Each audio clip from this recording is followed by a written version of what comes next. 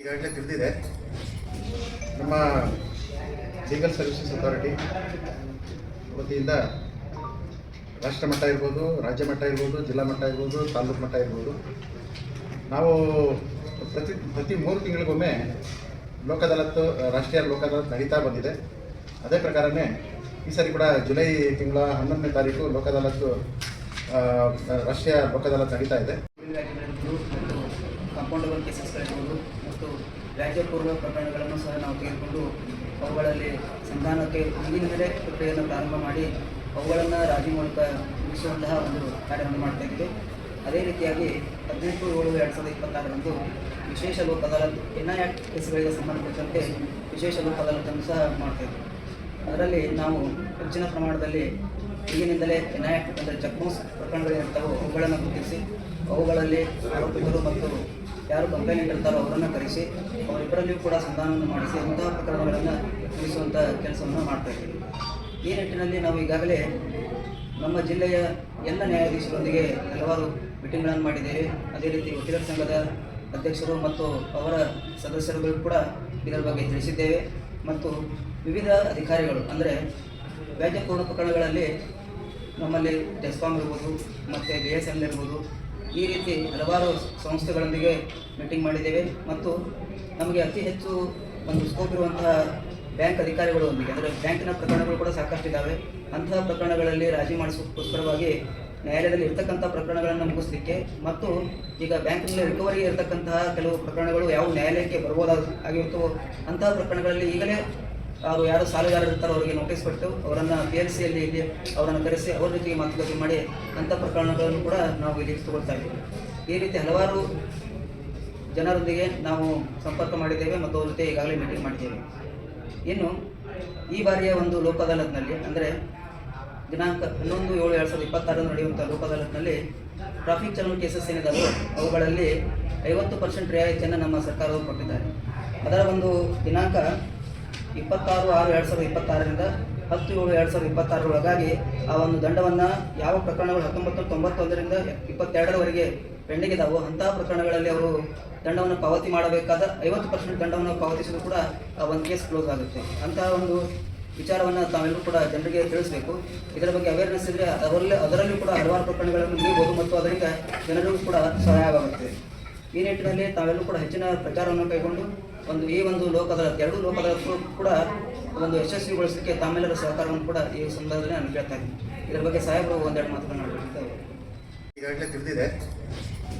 ನಮ್ಮ legal services authority ವತಿಯಿಂದ ರಾಷ್ಟ್ರ ಮಟ್ಟ ಇರ್ಬೋದು, ರಾಜ್ಯ ಮಟ್ಟ ಇರ್ಬೋದು, ಜಿಲ್ಲಾ ಮಟ್ಟ ಇರ್ಬೋದು, ತಾಲೂಕು ಮಟ್ಟ ಇರ್ಬೋದು, ನಾವು ಪ್ರತಿ 3 ತಿಂಗಳಿಗೊಮ್ಮೆ ಲೋಕ ಅದಾಲತ್, ರಾಷ್ಟ್ರೀಯ ಲೋಕ ಅದಾಲತ್ ನಡೀತಾ ಬಂದಿದೆ.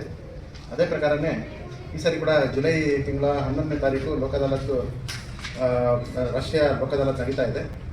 ನಿಮಗೆಲ್ಲರಿಗೂ ಗೊತ್ತಿದೆ, ಇಂತಹ ರಾಷ್ಟ್ರೀಯ ಲೋಕ ಅದಾಲತಲ್ಲಿ ತಮ್ಮ ವ್ಯಾಜ್ಯಗಳನ್ನು ರಾಜಿ ಸಂಧಾನದ ಮೂಲಕ ಇತ್ಯರ್ಥಪಡಿಸ್ಕೊಂಡ್ರೆ ಎಂಥ ಲಾಭ ಆಗುತ್ತೆ ಅನ್ನೋದು ಸಾರ್ವಜನಿಕರಿಗೆ ನಿಮ್ಮ ಮೂಲಕ ಪ್ರಚಾರ ಆದರೆ ಅವರು ಈ ಸದಾವಕಾಶದ ಲಾಭವನ್ನು ಪಡ್ಕೊಳ್ಳೋದಕ್ಕೆ ಸಾಧ್ಯ ಇದೆ. ಯಾವುದೇ ನ್ಯಾಯಾಲಯದಲ್ಲಿ ಬಾಕಿ ಇರುವ ಪಾರ್ಟಿಷನ್ ಸೂಟ್ಸ್ ಇರ್ಬೋದು, ಅಥವಾ ಈ ಹಣಕ್ಕೆ ಸಂಬಂಧಪಟ್ಟ ವ್ಯಾಜ್ಯಗಳಿರ್ಬೋದು, ಅಥವಾ ಮೋಟಾರ್ ವೆಹಿಕಲ್ ಕಾಯ್ದೆ ಕೆಳಗಡೆ ರಿಜಿಸ್ಟರ್ ಆಗಿರುವಂಥ ಮೊಕದ್ದಮೆಗಳಿರ್ಬೋದು, ಚೆಕ್ ಬೌನ್ಸ್ ಇರ್ಬೋದು, ಅಥವಾ ಪರ್ಮನೆಂಟ್ ಇಂಜೆಕ್ಷನ್ ಕಾಯಂ ಪ್ರತಿಬಂಧಕಾಜ್ಞೆಗಾಗಿ ಸಲ್ಲಿಸಿರುವ ದಾವೆಗಳಾಗಬಹುದು.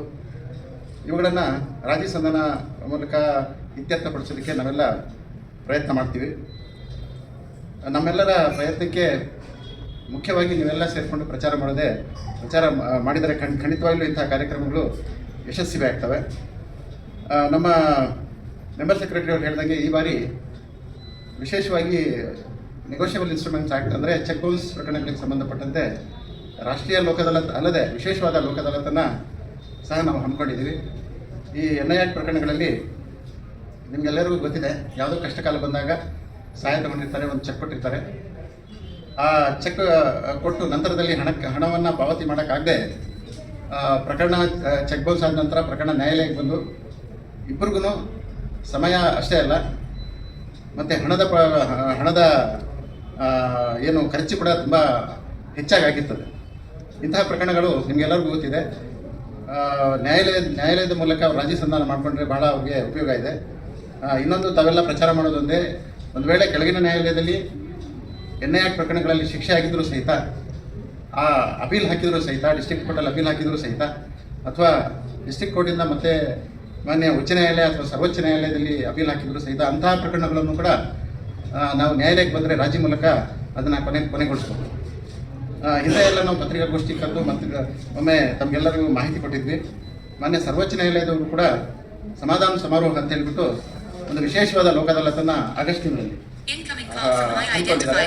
ಅಂದರೆ ಮಾನ್ಯ ಸರ್ವೋಚ್ಚ ನ್ಯಾಯಾಲಯದ ಮುಂದೆ ನಮ್ಮ ನ್ಯಾಯಾಲಯಗಳಿಂದ ಸರ್ವೋಚ್ಚ ನ್ಯಾಯಾಲಯದವರೆಗೆ ಹೋಗಿ ಅಲ್ಲಿ ವ್ಯಾಜ್ಯಗಳು ಏನು ಬಾಕಿ ಇದ್ದಾವೋ ಅಂತಹ ಪ್ರಕರಣಗಳನ್ನು ರಾಜಿ ಮಾಡಿಕೊಳ್ಳೋ ಉದ್ದೇಶದಿಂದ ಮಾನ್ಯ ಸರ್ವೋಚ್ಚ ನ್ಯಾಯಾಲಯದವರು ಈ ಸಮಾಧಾನ ಸಮಾರೋಹ ಎಂಬ ಹೆಸರಿನ ವಿಶೇಷ ಲೋಕ ಅದಾಲತ್ ಕೂಡ ಹಮ್ಮಿಕೊಂಡಿದ್ದಾರೆ. ಅದಕ್ಕೋಸ್ಕರ ನಮಗೆಲ್ಲ ನಿರ್ದೇಶನಗಳು ಬಂದಿದ್ದಾವೆ.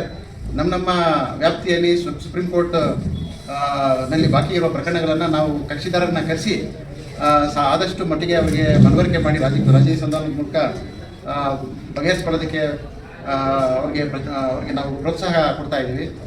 ನೀವೆಲ್ಲ ಈ ಸಮಾಧಾನ ಸಮಾರೋಹ ಬಗ್ಗೆ ಕೂಡ ಎಲ್ಲರಿಗೂ ನಿಮ್ಮ ಪತ್ರಿಕಾ ಮಾಧ್ಯಮದ ಮತ್ತು ದೃಶ್ಯ ಮಾಧ್ಯಮದ ಮೂಲಕ ಪ್ರಚಾರ ಕೊಡಬೇಕು. ಅವರೆಲ್ಲ ತಮ್ಮ ಸುಪ್ರೀಂ ಕೋರ್ಟ್ವರೆಗೂ ಎಲ್ಲಿ ವ್ಯಾಜ್ಯಗಳು ಹೋಗಿದ್ದಾವೋ ಅಂತಹ ಪ್ರಕರಣಗಳು ಕೂಡ ರಾಜಿ ಸಂಧಾನದ ಮೂಲಕ ರಾಜಿ ಮಾಡ್ಕೊಳ್ಳೋದಕ್ಕೆ ಸಾರ್ವಜನಿಕರು ಇಂತಹ ಲಾಭ ಪಡ್ಕೊಂಡು ಮುಂದೆ ಬರಬೇಕು ಅಂತ ಹೇಳ್ಬಿಟ್ಟು ನೀವೆಲ್ಲ ಸಾಕಷ್ಟು ಪ್ರಚಾರ ಕೊಡಬೇಕು ಅಂತ ಕೇಳ್ಕೊಳ್ತೀನಿ. ಮತ್ತು ನಿಮಗೆಲ್ಲರಿಗೂ ಗೊತ್ತಿದೆ, ಲೋಕ ಅದಾಲತ್ ಮುಂದೆ ರಾಜಿ ಮಾಡಿಕೊಂಡ್ರೆ ಯಾವುದೇ ಕಾರಣಕ್ಕೂ ಅಪೀಲ್ ಹಾಕುವಂಥ ಪ್ರಶ್ನೆಯೇ ಇರೋದಿಲ್ಲ. ಮೊನ್ನೆ ನೀವು ಪತ್ರಿಕೆಯಲ್ಲಿ ನೋಡಿರೋದು, ಮಾನ್ಯ ಉಚ್ಚ ನ್ಯಾಯಾಲಯದವರು ಇದೇ ರೀತಿ ಲೋಕ ಅದಾಲತ್ ಮುಂದೆ ರಾಜಿ ಮಾಡಿಕೊಂಡು ಆದರೆ ತಕರಾರು ಮಾಡುವ ಉದ್ದೇಶದಿಂದ ಮತ್ತೆ ಹೈಕೋರ್ಟ್ಗೆ ರಿಟ್ ಪಿಟಿಷನ್ ಹಾಕಿದ್ದಕ್ಕೆ ಅವರಿಗೆಲ್ಲ 25,000 ರೂಪಾಯಿ ದಂಡ ಹಾಕಿ ಈ ರೀತಿ ಲೋಕ ಅದಾಲತ್ ಮುಂದೆ ಬಂದು ಒಪ್ಕೊಂಡು ನಂತರ ನಮಗೆ ಮೋಸ ಆಗಿದೆ ಅಂತ ಹೇಳ್ಬಿಟ್ಟು ಸುಳ್ಳು ನ್ಯಾಯಾಲಯದ ಮುಂದೆ ವ್ಯಾಜ್ಯ ಮತ್ತೆ ಮುಂದುವರಿಸೋದಕ್ಕೆ ಪ್ರಯತ್ನ ಮಾಡೋದಕ್ಕೆ ತಡೆಯುವ ಉದ್ದೇಶದಿಂದ ದಂಡವನ್ನು ಹಾಕಿರೋದು ಕೂಡ ಗೊತ್ತಿದೆ. ಆದ್ದರಿಂದ ಈ ಅವಕಾಶಗಳನ್ನು ಸಾರ್ವಜನಿಕರು ಎಲ್ಲರೂ ಉಪಯೋಗ ಮಾಡ್ಕೊಳ್ಬೇಕಂತ ಹೇಳ್ಬಿಟ್ಟು ನಾವೆಲ್ಲ ನಮ್ಮ ಪ್ರಾಧಿಕಾರದ ವತಿಯಿಂದ ಎಲ್ಲರೂ ಕೋರ್ಕೊಳ್ತಾ ಇದ್ದೀವಿ.